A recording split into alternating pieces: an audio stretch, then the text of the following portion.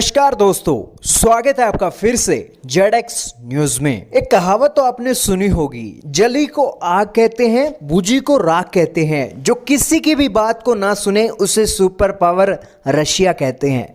Russia ने एक बार फिर से अमेरिका को चेतावनी दे दी है। चेतावनी तो क्या दे दी है, रशिया ने अमेरिका के बने बनाए प्लान के ऊपर पानी फेर दिया है।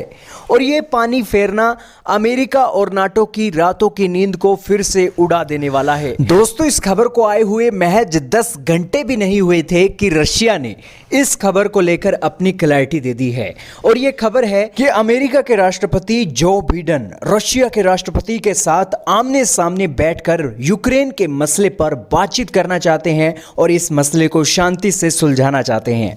दोस्तों, ये बातें 10 घंटे पहले सामने आई हैं और इन सभी बातों के सामने आने के कारण ऐसा दिखाई दे रहा है कि अमेरिका पीछे हट गया है और रशिया के बढ़ते हुए एग्रेशन को देखकर अमेरिका के तोते उड़ गए हैं। लेकिन अमेरिका का ये जो बातें रशिया के राष्ट्रपति के सामने उन्होंने रखी हैं बैठकर बातचीतों को सुलझाने की, ये एक ट्रैप था और इसे रशिया ने परख लिया है और अपना जवाब दिया है।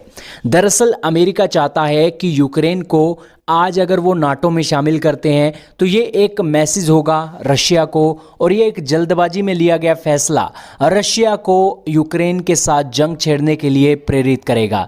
इन सभी बातों के बीच अमेरिका चाह रहा था कि रशिया को एक ढील दी जाए, रशिया को उलझाया जाए, यूक्रेन से हटकर इंटरनेशनल प्रेशर बनाया जाए और यूक्रेन को कुछ समय दिया जाए ताकि वो नाटो में शामिल हो। तो उस शामिल होने के चलते ऐसा ना दिखाई दे कि रशिया ने एग्रेशन दिखाया तो यूक्रेन ने नाटो में एंट्री हासिल कर ली है। तो इससे आप समझ सकते हैं कि अमेरिका एक चाल चल रहा था रशिया के राष्ट्रपति के साथ समिट की प्रक्रिया को अंजाम देने और पूरी दुनिया में यह दिखाने के लिए कि रशिया और अमेरिका ने सांझ डाल ली है और शांति की प्रक्रिया फिर से शुरू होगी।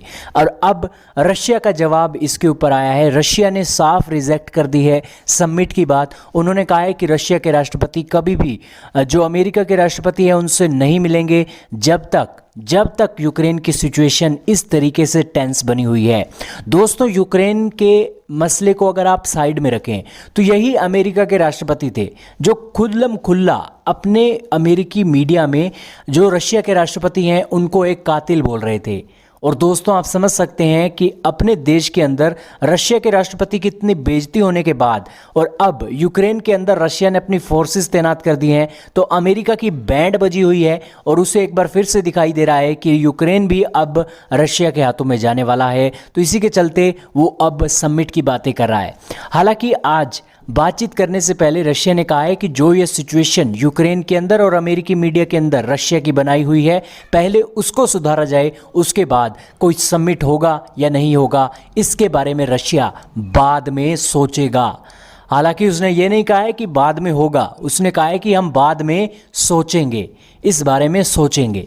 तो इससे आप समझ सकते हैं कि सिचुएशन क्या है और रशिया भी घाट घाट का पानी पिया हुआ है और अमेरिका जैसे देश की हेकड़ी अब निकल सकती है। और एक बार फिर से आप कह सकते हैं कि जिस तरीके से 2014 में क्रीमिया पर कब्जा किया था उसी तरीके से यूक्रेन पर भी रशिया कब्जा कर सकता है। इसके पूरे पूरे आसार दिखाई दे रहे हैं क्योंकि दोनों तरफ से या तो यूक्रेन में आज नाटो की एंट्री हो जाती है, यूक्रेन की नाटो में एंट्री हो जाती है तो भी रशिया यूक्रेन के ऊपर अटैक करेगा। और जो अब सिचुएशन बनी हुई है, यूक्रेन ने भी अपनी सैनिकों की तैनाती की है, उस सिचुएशन में भी आमने सामने रशिया और यूक्रेन के सोल्जर आ गए हैं और छोटी मोटी बात को लेकर भी आमने सामने एक बंदूकें तानी जा सकती हैं। और आप कह सकते हैं कि रशिया के बहुत भारी भरकम हथियार यूक्रेन पर कब्जा करने के लिए काफ़ी होंगे।